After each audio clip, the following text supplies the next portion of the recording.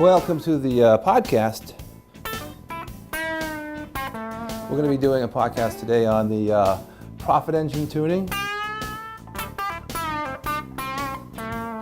And one of the things we're going to learn today, which is interesting, is how to calculate your lead costs.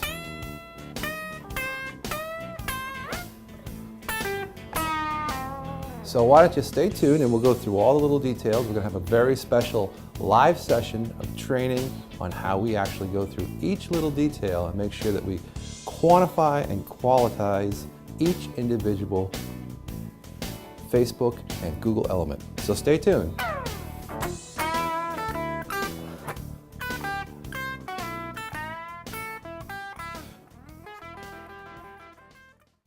Okay, so let's talk really quickly about what's going to happen in the next session as you get into our actual tuning of profit engines.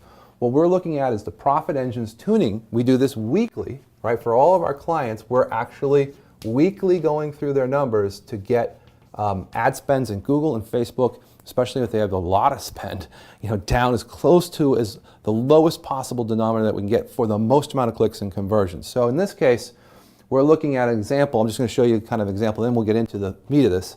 We've got 10 clicks, 5 conversions, and $100 worth of cost of ads. So usually if we have issues with conversions and clicks, we look at the copy and we look at the ad structure. That usually gets us more clicks. The conversions, if we're having problems with converting people to leads, meaning that filling out forms or phone calls or getting emails, we have problems with mechanics of the ads. There's a demographic mismatch, or the outlay of the ads, the way geographically where it's being positioned. Even some of the aspects of how we put the ads together, combined with the ad copy, we want to kind of tie it together. Again, $100 ad spend with 5 conversions is a $20 per conversion ratio. And our cost per acquisition, CPA, for a lead, we want to get that down as low as possible. So we want to increase the amount of clicks by getting better cost and better ad structure and having as many clicks as possible hit. And then we want to have as many conversions as possible, right? So that's all the things I just talked about, mechanics and demos, and get that $100 spend to come down so that we can get more, a better cost per acquisition. So we're going to go through each one of these little pieces. We're going to it's about 10, 15 minutes of just start. We do a few of our customers so you can see what it's like. But this is good because you'll see actually what goes on in the real world of an agency tuning their sales funnels to help a customer have a better cash outlay for their leads. All right, guys, let's hop into our profit engine review of the week. Let's start with our med spa over in Summit. Cool sculpting campaign. Looks like right now we're running Facebook only. Knock, what do you see for Cool Sculpt over the past 7 days? There's been 11 conversions at $42. 42 per? Yep. Fantastic. That's not entirely accurate, though. We also have a little bit of PPC. We have a $2,000 budget for a little bit for injectables and some for hair removal. So I'm going to give you the conversion numbers on those. Okay, let's run through them one at a time. So this is just for Cool Sculpt? Yeah, for Cool Sculpt, you have... Actually, no. You have Botox and we have laser. That's all we have for PPC. Okay, cool. So let's move on to Botox then. What do you see in AdWords? We got 2 conversions at 90 each. Okay, nice. And Facebook? 5 at 91. Fantastic. So Facebook's going down. That's great. All right. What was the second one that you have in AdWords? Laser hair. Laser hair. All right. Let's get down to that in a second. Let's do first visit promo first in Facebook. 2 at 118. 118. Okay. So that's a big jump. What do you think about that? I think that's pretty high. One of the things that we were taking a look at potentially doing in order to decrease these acquisition costs was potentially creating some Spanish ads as well to A/B test and see how those perform, as well as male-specific ads that we can then use Facebook's demographic filtering to then target those directly to males. specifically for laser hair removal and cool sculpting. Those are good ideas, but is there a seasonal element to this? Does anything happen in October, November, or it's year to year, it's consistent, and we're just having a Well, we haven't worked with this client for a full year yet, so we don't have any back Facebook data on the fall winter yet. And Ryan, I think what you said is a good idea, but I want to talk specifically about the first visit promo right now. Okay. So the first thing you said about splitting a first visit into Spanish. If we're going to do that, then we need Spanish landing pages as well, and we can do all that. You just need to assign it to Jerry, and he can translate. Could we just do lead ads in Facebook based off of a Spanish ad? Yeah, we certainly could. We just need to translate the follow-up campaign. Okay, yeah, that way we can do a more of a rapid rollout, and then if we need, we can build a landing page around that. All right, I think we should give it one more week. I mean, the numbers have been really, have been great up until now, so maybe it's just an outlier week. So I'm going to put a comment on here. This one more week. Tweak if needed. All right. Okay, so you said you have laser hair in AdWords. Yeah, based on the volume we're doing, you only have one conversion that came in at 138. One at 138. And that's a pretty good acquisition cost on that. That's a pretty high margin service. Okay, great. The last thing that we have is the social giveaway that didn't do as well as we thought, and we had said, okay, let's switch it up to a product that they can mail people.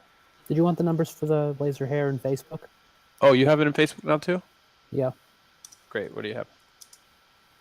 7 at 56. Awesome.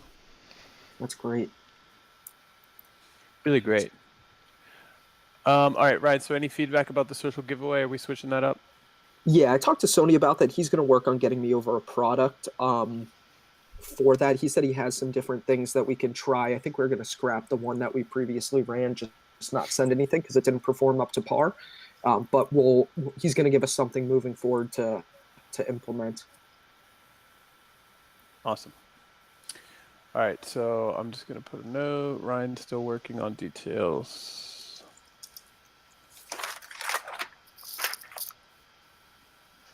All right, fantastic. Let's move on to DR.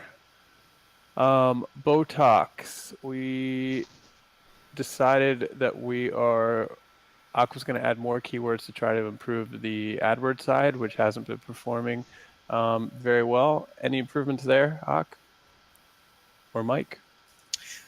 There's no change really. The conversions this week were on the Peel promo, so there weren't any conversions on Botox. 0 on Botox. Okay, and how much Right. was spent? 119. 119. Yeah. All right, so I think it's time to make the call to move all the Botox budget into Facebook. You guys agree? Yeah. Yeah, I agree. All right, Knock. What'd you see in Facebook on the Botox side? Botox 3 at 24. Okay, so Ak and Knock, can you guys manage the shifting of that budget? Yeah. Shifting all Botox budget into Facebook. All right, spider veins. This was AdWords only. There aren't any conversions this week, but there's only 109, 106 spent. 106 spent. Okay, how about VIPL? We have 6 conversions at 17 each. Wow.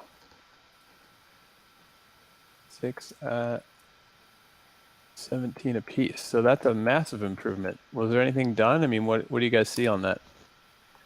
Well, it is kind of like a kind of niche, kind of specific procedure, unlike Botox and like even like the spider vein stuff is kind of big. So that might attribute to it. Also, the type of ads we're running for it. It's search with display select, so we're getting on the display network as well as the search. So we're kind of getting both of those exposure that way. So. Okay, great. And in Facebook, first visit. First visit 3 at $19. nice. Finally, it's Great. So you finally got that turned around. Yeah, I think turning it into a lead ad is what did it. Perfect. All right. What do you guys think about spider veins? um, Ryan, is that a high-end procedure? Do you know? I think that can work with the Facebook. If I'm not Facebook, both Facebook and pay-per-click. I would just leave it. So we did have a bunch of conversions initially with this stuff. It slowed down, but I think if we could tweak it by going in and seeing where on the extended network it was displaying and make sure it still shows there, I think we can fix this. Yeah. So it looks like in September it was converting really well. Yeah. We were getting $14, $40 conversions, and then it just kept going up. Yeah, some of it has to do with seasonality again. This is something that I've harped on with some of these guys is depending on the season. I mean, laser hair removal is now the thing. Moving into summer, some of that takes off more again. Same thing with the sclerotherapy, which is the spider veins. Moving into winter, it may not be as much of an issue, so you might see a decrease there. Yeah, the shorts are going away. Yeah. That's a good point. So Ryan, do you want to have that conversation with the client to maybe to turn off spider veins until the weather gets warm again and move it into some procedures that'll perform better in the winter months? Yeah, I think we should go ahead and pause that, and we need a new promotion for them anyways. So I can definitely get that a new new promotion. All right. So then the call has been made, guys. We're going to pause that in AdWords and we're going to move that budget somewhere else. Spider veins until springtime. Okay, cool. So Ryan, you let us know when they've decided what they want their next profit engine to be for November, and we'll get it added. Perfect. Okay, moving on to scoliosis. We've got a VBT retarget campaign running in Facebook. Knock. 3 at 35. Fantastic. Exactly the same as last. Okay, so that's it for this episode. We'll catch you in the next one. We can go through more stuff. If you're interested in this type of output for your practice or your company, let us know and we'll help you out with getting your sales funnels tuned up.